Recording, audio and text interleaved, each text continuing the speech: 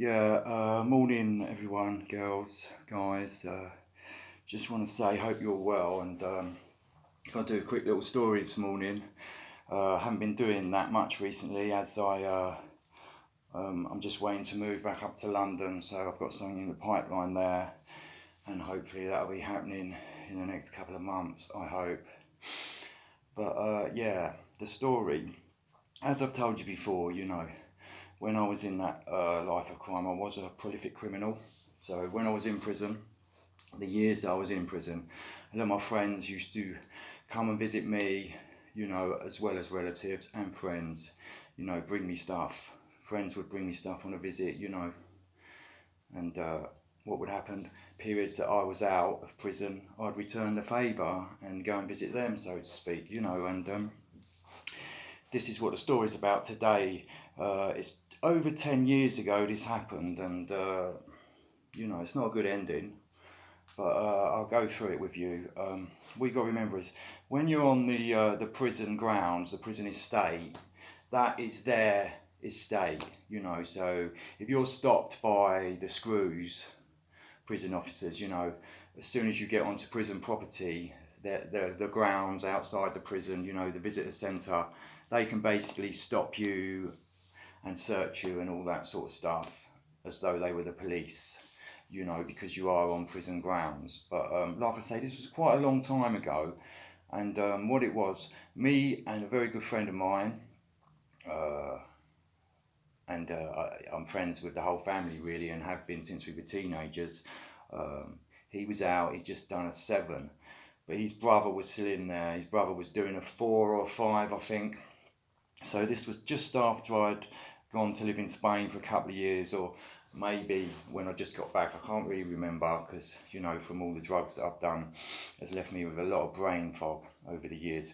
But the gist of it was, my mate, and I can't really say names, but I call him Den, my mate Den, was going to see his brother John, and he wants me to go with him on the visit, and I've said, look, I'll come up to the visitors centre with you, and but I'm not coming into the prison with you because I've been getting arrested recently, over possession or selling drugs type stuff, because I was, I used to always smoke weed and hash, mainly hash, but at the time I think I was getting all this Thai weed.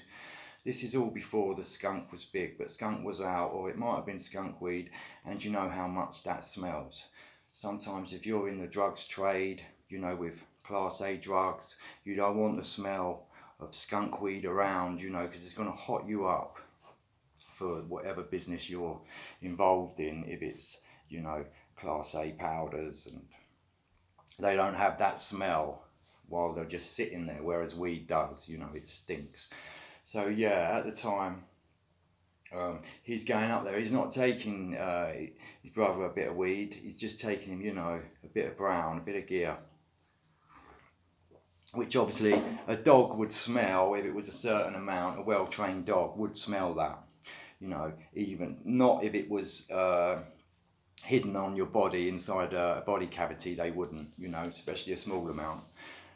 So let's just say me and my pal, we're pretty good at what we do.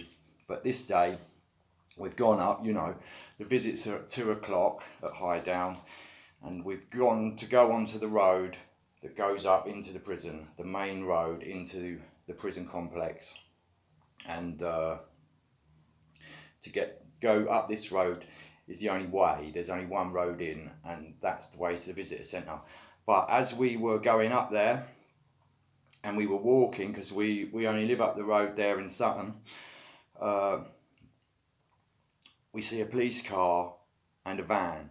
And basically, the van they had was like a coach, like a prison coach, but not a sweatbox, just a coach. A white van. So basically they've stopped us because they've got the police there as well, and they've strip searched us, asking what we're doing up there. And my friend's pulled out the visiting order and all this. If it was a visiting order, he might have been on remand, or he's told them why he's there and that. And basically they just done a strip search of us and looked in our mouths, and the dogs are around us, and then they've let us go up to the visiting centre. And I've gone to the visiting centre with him, and I said, oh man, I need a joint now after that, because I had a little bit of hash and maybe a little bit of weed on me, they didn't find, or maybe they did know about it. So this is what I want to go into. We're at the visitor centres, getting the locker, and I've said to my mate, look, you sure you want to go ahead with this visit, mate? Come on, we've just been stopped and all that, it's a bit iffy. If I was you, I wouldn't do the visit today. It just don't seem right. And he said, no, it'll be all right. It will be all right. Don't worry. I said, yeah, but maybe they smelt a bit of weed on me or a bit of hash, because the dogs were there and that. He said, no, don't worry, it'll be all right. I said, oh, all right, it's up to you, mate. But, I'm not coming into prison with you anyway, so you do what you got to do. And I'll see you later. I'm not going to wait till you come out and all that. And I will see you later on and that, yeah. But actually, I did wait with him a bit because another mate of mine, Jules, from Croydon, she was out there visiting her old man who was in for armed robbery, and we sat outside, on these picnic benches that they have outside the prison, and had a spliff, not brilliant, but like I say,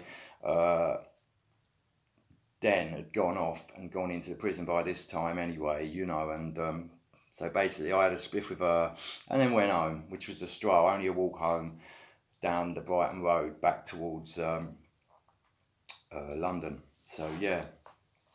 But what has actually happened later on, I found out